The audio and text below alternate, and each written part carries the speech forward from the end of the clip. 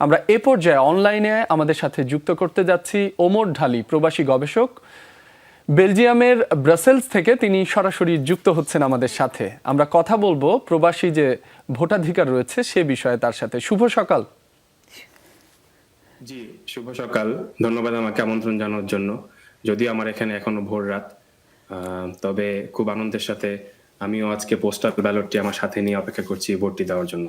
জি, সেই বিষয়ে জানতে চাচ্ছি কতটা উচ্ছ্বসিত, কতটা সহজীকরণ করা হয়েছে প্রক্রিয়াটি, কেমন মনে হচ্ছে এটা কতটা ইউজফুল হবে?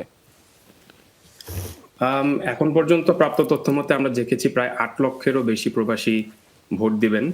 তবে নিবন্ধন প্রক্রিয়াটা কিছুটা কঠিন ছিল। অনেকেই তাদের ভোটার আইডি কার্ড না থাকার কারণে নিবন্ধন করতে পারেন নাই। আর যারা নিবন্ধন করেছেন অনেকেই ঠিকানাজনিত সমস্যার কারণে পোস্টাল ব্যালটটি হাতে পাননি। যেমন আমরা গতকালই দেখলাম প্রায় ৫,৬০০ পোস্টাল ব্যালট কিন্তু বাংলাদেশে ফেরত গেছে শুধুমাত্র সঠিক ঠিকানা না দেওয়ার কারণে। এছাড়াও মধ্যপ্রাচ্যে আমাদের শ্রমিক অধ্যুষিত এলাকাগুলোতে, যেখানে আমাদের শ্রমিক ভাইয়েরা একটা ডরমিটরিতে থাকেন, হয়তোবা তাদের একজনের পক্ষে একটা লেটার বক্স থাকা সম্ভব না, অনেকে হয়তো একটা শেয়ার করেন, তারা অনেকগুলো পোস্টাল ব্যালট এক জায়গাতে পেয়েছেন। তো সেখানে সোশ্যাল মিডিয়াতে আমরা কিছু গুজব দেখেছি ব্যালট হারভেস্টিং এর। এছাড়াও কিছু বিভ্রান্তি আছে যে কখন ভোটটা দিতে হবে। যেমন আজকে থেকে কিন্তু বাংলাদেশে প্রতীক বরাদ্দ শুরু হয়েছে। তো আজকে হচ্ছে গিয়ে মোক্ষম সময় বা রাইট মানে এক্সাক্ট টাইম প্রবাসীদের ভোট দেওয়ার। কিন্তু অনেকেই সোশ্যাল মিডিয়াতে ভিডিও দেখে, ছবি দেখে কিন্তু ভোটটি দিয়ে ফেলেছেন। এখন তিনি যেই মার্কাতে দিয়েছেন সে প্রার্থী যদি না থাকে তাহলে তার ভোটটি কিন্তু বাতিল। কিছুটা এখানে সচেতনতার অভাব আছে বলে আমাদের মনে হয়। ওমর ঢালি, আপনার কাছে আরো একটি বিষয় জানতে চাই। প্রথমবারের মতো এই সুযোগ পাচ্ছেন প্রবাসী যে বাংলাদেশিরা রয়েছেন, ভোটাররা রয়েছেন, সে বিষয়ে যথেষ্ট প্রচারণা বা যথেষ্ট প্রচার চালানো হয়েছে কিনা? সাধারণ যারা জনগণ রয়েছে অনেকেই সেখানে স্বল্প শিক্ষিত, অনেকে রয়েছেন, তারা বিষয়টি সম্পর্কে কতটা অবগত, সেই বিষয়টা কতটা গুরুত্বপূর্ণ বলে মনে হয়? না, এটা খুবই গুরুত্বপূর্ণ। কারণ ১.৫ কোটিরও বেশি প্রবাসী সারা পৃথিবীর বিভিন্ন স্থানে ছড়িয়ে ছিটিয়ে থাকেন। কিন্তু নিবন্ধন করার আপনি যদি নম্বর দেখেন মাত্র ৮ লক্ষ। তো সেটা প্রায় ১% অনেক কম। এবং নিবন্ধন প্রক্রিয়ার সঠিকভাবে আমাদের প্রবাসীদেরকে জানানো এবং অ্যাপসের মাধ্যমে একটা ডিজিটাল মিডিয়া ইউজ করে নিবন্ধন করার মধ্যে যে প্রতিবন্ধকতা আছে, এই বিষয়গুলো নিয়ে কিন্তু যথেষ্ট পরিমাণ প্রচার প্রচারণা ছিল না। হয়তো অনেকেই অনেক প্রবাসী সংগঠন, সামাজিক সংগঠন এবং রাজনৈতিক দল তারা নিজের উদ্যোগে কিন্তু প্রবাসীদেরকে জানিয়েছেন। কিন্তু মাত্র ১ মাসের মতো সময় দেওয়া হয়েছে নিবন্ধন করার জন্য এবং অনেকেরই কিন্তু এনআইডি কার্ড না থাকার কারণে তারা নিবন্ধন করতে পারে নাই।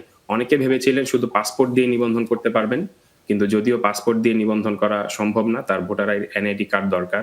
এছাড়াও যথাযথ প্রচার প্রচারণার অভাবে কিন্তু একটা বড় অংশ, যেমন আমি গতকালই নিউজে দেখছিলাম আমাদের লিবিয়াতে একটা বড় সংখ্যক প্রবাসী শ্রমিক বাস করেন। অথচ তারা জানেনই না যে বাংলাদেশে পোস্টাল ব্যালটে বিদেশ থেকে ভোট দেওয়া যায় এবং তারা নিবন্ধনের আওতায় আসেনি। ঠিক সে জায়গায় যারা আপনারা রয়েছেন, যারা একটু অগ্রাধিকার পেয়ে থাকেন, সমাজে এগিয়ে রয়েছেন, নিজেদের মেধার মাধ্যমে ভালো কাজ করে যাচ্ছেন, তাদের ভূমিকা কতটুকু রয়েছে প্রশাসনের পাশাপাশি? তারা যে বাঙালি কমিউনিটি রয়েছে সেখানে তাদের ভূমিকাটা গুরুত্বপূর্ণ বলে মনে করেন কিনা, এ বিষয়ে আরো সোচ্চার করে হ্যাঁ, গড়ে তুলতে? অবশ্যই। যখন ১ম নিউজটা আসলে আমাদের প্রবাসীদের কাছে পৌঁছায় যে বাংলাদেশের স্বাধীনতার ইতিহাসে ১ম বার আমরা বিদেশ থেকে বাংলাদেশের গণতান্ত্রিক অগ্রযাত্রায় অংশ নিতে পারবো। এই নিউজটা কিন্তু আমাদের মধ্যে একটা আলোড়ন তৈরি করে। আমাদের সকল প্রবাসীরা কিন্তু যখন তারা এই খবরটা বিভিন্ন সংবাদ মাধ্যমের মাধ্যমে জানতে পারেন, তারা কিন্তু উচ্ছ্বসিত ছিলেন যে আমরা ভোট দিতে পারছি, কিভাবে ভোট দিব, কোন পদ্ধতিতে ভোট দিব। এবং তারা কিন্তু বিশেষ করে আমাদের প্রবাসীদের মধ্যে যারা বিভিন্ন সামাজিক সাংস্কৃতিক কাজে যুক্ত আছেন, যেমন আমি এখানে একটি বেলজিয়াম স্টুডেন্ট অ্যান্ড অ্যালামনাই অ্যাসোসিয়েশনের একজন উপদেষ্টা হিসেবে আছি। আমাদের প্রায় ৪৫০০রও বেশি শিক্ষার্থীরা কিন্তু একটা নেটওয়ার্কের মাধ্যমে যুক্ত আছে। সেখানে কিন্তু আমরা দেখতে পেয়েছি শিক্ষার্থীরা অনেক বেশি উচ্ছ্বসিত ছিল এই ভোটদানে যুক্ত হওয়ার জন্য বা ভোটাধিকার প্রয়োগ করার এই পদ্ধতিতে যুক্ত হওয়ার জন্য। তবে বিভিন্ন সময়ে আসলে অনেক তথ্য তাদের জানার ঘাটতি ছিল এবং ঠিক একসময় নির্বাচন কমিশন থেকে তথ্যগুলো কিন্তু বিভিন্ন সময় আসছিল না। যেমন পোস্টাল ব্যালট পদ্ধতিটা কি? অনেকেই ভেবেছিলেন যে নিবন্ধন করার পর হয়তো তিনি অনলাইনেই তার ভোটটি দিয়ে দিবেন। কিন্তু আমরা যেটা করেছি বিভিন্ন জায়গায় বুথ স্থাপন করেছি। আমরা অনেক ক্যাম্পেইন চালিয়েছি। আমরা বিভিন্ন মসজিদে, মসজিদে বিভিন্ন অনুষ্ঠানে গিয়ে আমরা আমাদের প্রবাসীদেরকে জানিয়েছি। ঠিক একইভাবে যেমন আমি ইউরোপের কথা বলতে পারি। আমাদের ইউরোপে ইতালিতে, পর্তুগাল এবং বেলজিয়াম, নেদারল্যান্ড, ফ্রান্স সহ বিভিন্ন স্থানে প্রায় লক্ষাধিক প্রবাসী ছড়িয়ে ছিটিয়ে আছেন। তারা কিন্তু এই আমাদের প্রবাসীরা যারা বিভিন্ন সামাজিক, সাংগঠনিক বা অন্যান্য কাজে যুক্ত থাকেন, তাদের মাধ্যমেই কিন্তু তথ্যগুলো পেয়েছেন এবং এখানে অনেক সংবাদ মাধ্যমের কর্মীরাও কিন্তু খুব বড় ভূমিকা রেখেছেন এবং রাজনৈতিক দলগুলোও কিন্তু ভূমিকা রেখেছেন। যদিও খুব একটা বেশি না, তবে তারাও কিন্তু ভূমিকা রেখেছেন আমাদের প্রবাসীদেরকে এই বিষয়ে জানানোর জন্য। তবে আমি মনে করি সামনের যত নির্বাচনগুলো হবে, বিশেষ করে জাতীয় নির্বাচন, সেখানে মনে করি আরো লম্বা সময় ধরে আ ক্যাম্পেইন চালিয়ে আমাদের প্রবাসীদেরকে এই বিষয়ে আরো বেশি, বেশি জানানোর প্রয়োজন হবে। ঢালি আপনার কাছে জিনিসটা জানতে চাচ্ছিলাম। আপনি বারবার কিন্তু বলছেন যে আসলে এখানে আমাদের প্রবাসীর যারা আছেন, সংগঠনগুলো আছেন তারা কাজ করছেন, রাজনৈতিক দলগুলো কাজ করছেন, তার পাশাপাশি সাংবাদিক এবং সোশ্যাল মিডিয়ার মাধ্যমেও লোকজন জানতে পারছে। তাহলে এই যে যেসব দেশে আপনারা আছেন সেই দেশের আমাদের যে বাংলাদেশের দূতাবাস যেটা আছে, আসলে তাদের ভূমিকা বা তাদের কার্যকারিতাটা আসলে কতটুকু ছিল এই প্রবাসী ব্যালটের উপরে? না, আমরা কিছু, কিছু ক্ষেত্রে দূতাবাসের কার্যক্রম দেখেছি। তবে সেটা খুবই সীমিত ছিল। কারণ দূতাবাসগুলো আসলে একটি শহরের মধ্যেই সীমাবদ্ধ। কিন্তু আমাদের প্রবাসীরা তো অনেক আশেপাশের অনেক শহরে বিভিন্ন জায়গায় থাকেন। তাদের কর্মক্ষেত্রে বা শিক্ষার জন্য তারা বিভিন্ন জায়গায় থাকেন। তবে দূতাবাসগুলোর পক্ষ থেকে যেমন আমাদের বেলজিয়ামের ব্রাসেলস দূতাবাসের পক্ষ থেকে কিন্তু অনলাইনে একদিন একটি অনলাইন লাইভ একটি সেমিনার করা হয়েছে।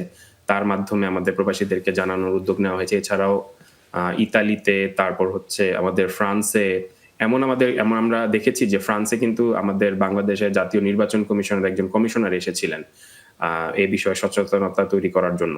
তবে এখানে একটা প্রশ্ন থেকে যায় যে ভোটটা আসলে তারাই দিতে পারছেন পোস্টাল ব্যালটে যাদের জাতীয় পরিচয়পত্র আছে।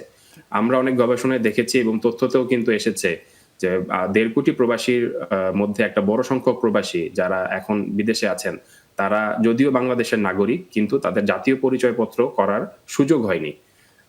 এবং তারা যখন বিদেশে অবস্থান করছেন যেই দেশে, সেই দেশ থেকেও জাতীয় পরিচয়পত্র পাওয়ার কোনো সুযোগ নেই। কারণ এমবাসি থেকে শুধু পাসপোর্ট দেওয়া হয়, এনআইডি এখনো দেওয়া হয় না।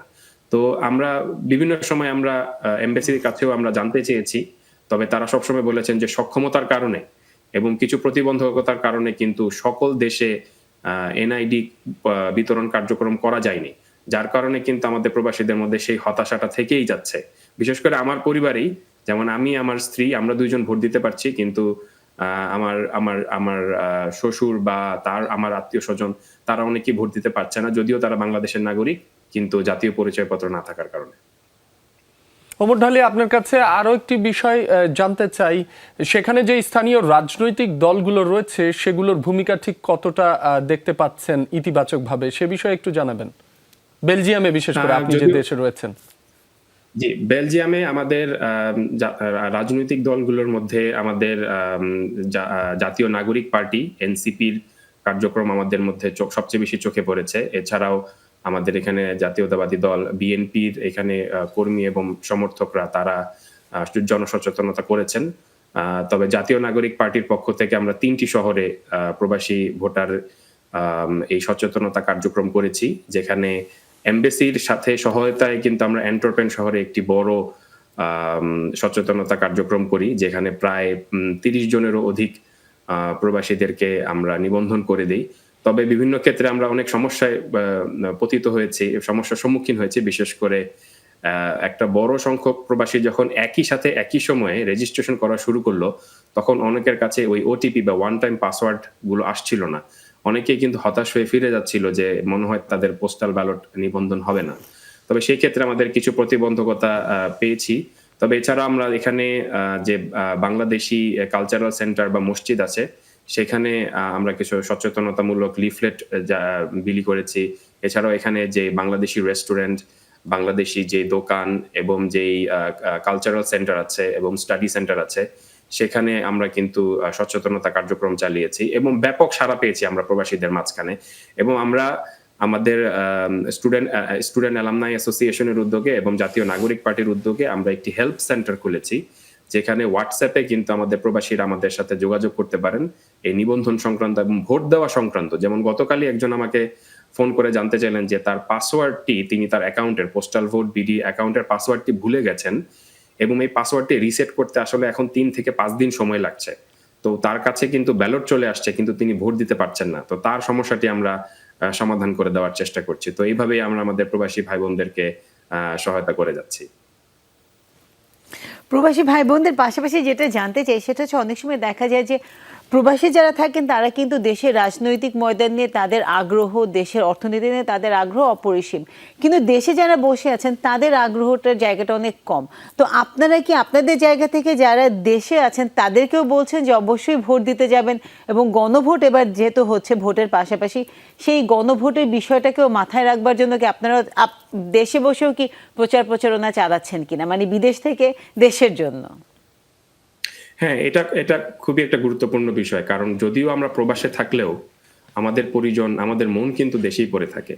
আমরা কিন্তু সবসময় দেশের খবরটাই সবার আগে রাখার চেষ্টা করি। আর নির্বাচন বাংলাদেশে যেহেতু একটা সুষ্ঠু নির্বাচন অনেকদিন পর হচ্ছে, একজন প্রবাসীর সাথে কিন্তু কয়েকটা পরিবার সবসময় যুক্ত থাকে। কয়েকটা পরিবার তার উপর নির্ভরশীল থাকে। বিশেষ করে আমাদের মধ্যপ্রাচ্যে যে প্রবাসীরা থাকেন তাদের পরিবার কিন্তু বাংলাদেশে থাকেন এবং একজন প্রবাসীর উপর অনেক পরিবার নির্ভরশীল এবং অনেক ক্ষেত্রে একজন প্রবাসীর দ্বারা তার পরিবারের সদস্যরাও কিন্তু বিভিন্ন রকম ভাবে প্রভাবিত হয় ভোটের ময়দানে, কোন দলকে ভোট দিতে চান বা কোন প্রার্থীকে তারা ভোট দিতে চান। এই বিষয়গুলো আমরা লক্ষ্য করছি যে এই 8 লক্ষ যে প্রবাসী ভোট দিতে পারছে, যদিও আমরা বলি যে প্রবাসীর সংখ্যা অনেক বেশি, 1.5 কোটি, এই 1.5 কোটি প্রবাসী কিন্তু পরোক্ষভাবে অনেক ভোটারকে প্রভাবিত করছেন, এটা আমরা কিন্তু দেখছি। তবে একটা জিনিস আমরা লক্ষণীয় যে বাংলাদেশের রাজনৈতিক যে এখন আলোচনা চলছে সেখানে কিছু কিছু আসনে কিন্তু এই পোস্টাল ব্যালটের সংখ্যা একটা ফ্যাক্টর হয়ে দাঁড়াচ্ছে। যেমন আমি যদি আমার কথাটাই বলি, আমি হচ্ছে নারায়ণগঞ্জ 5 আসনের একজন ভোটার। তো নারায়ণগঞ্জ 5 আসনে বিগত সময়ে কিন্তু 5 থেকে 6 হাজার ভোটের কারণে একজন প্রার্থী নির্বাচিত হয়েছে এবং বর্তমানে আমি যেটা দেখলাম যে নারায়ণগঞ্জ 5-এ পোস্টাল ব্যালটে নিবন্ধিত ভোটারের সংখ্যা কিন্তু প্রায় 6 হাজারের বেশি। অর্থাৎ এই পোস্টাল ব্যালটের ভোট কিন্তু একজন প্রার্থীর জয় পরাজয়ের মানে ফ্যাক্টর হয়ে দাঁড়াতে পারে। অথচ খুব একটা বেশি আমরা রাজনৈতিক দলগুলো বা প্রার্থীদের কাছ থেকে খুব একটা বেশি আমরা সাড়া দেখছি না যে তারা পোস্টাল ব্যালটের প্রার্থীরা, যেমন আমরা কিন্তু আগে ভোট দিয়ে দিচ্ছি। 12 তারিখে যদিও নির্বাচন হবে কিন্তু আজকে থেকেই কিন্তু ভোট দেওয়া শুরু করব। তো আমাদের জন্য কি বিশেষ করে কোনো প্রচারণা চলছে? আমাদের জন্য বা প্রবাসীদের জন্য রাজনৈতিক দলগুলো কি কোনো তাদের পরিকল্পনা নিয়ে এসেছেন যে আমাদের প্রবাসীদের জীবনমান উন্নয়নে বা প্রবাসীদেরকে বাংলাদেশে ফিরিয়ে এনে বাংলাদেশের রাজনীতিতে যুক্ত করার, বা আমাদের শিক্ষার্থীদের জন্য, বিশেষ করে আমরা যারা প্রবাসী শ্রমিক আছেন আমাদের বিভিন্ন ইউরোপে বা মধ্যপ্রাচ্যে, তাদের জন্য রাজনৈতিক দলগুলো কি কমিটমেন্ট নিয়ে আসছে, এগুলো কিন্তু আমরা ঠিক ওইরকম ভাবে দেখিনি। তো সচরাচর আমরা যেই খবরগুলো দেখতে পাই তার ভিত্তিতেই হয়তোবা আমাদের প্রবাসীরা সিদ্ধান্ত নেবেন যে তারা কোন দলকে ভোট দেবেন। তবে এক্ষেত্রে একটা হতাশা থেকেই যায় যে প্রবাসীদের জন্য ঠিক ওইভাবে কিন্তু তেমন কোনো আমরা কমিটমেন্ট রাজনৈতিক দলগুলো থেকে দেখিনি। ওমর ঢালী, আপনাকে অনেক ধন্যবাদ আমাদের সময় দেওয়ার জন্য। খুব ভালোভাবে সুদূর বেলজিয়াম থেকে সব বিষয়গুলো একটু বুঝিয়ে বলেছেন, নিশ্চয়ই দর্শকরা উপকৃত হয়েছে।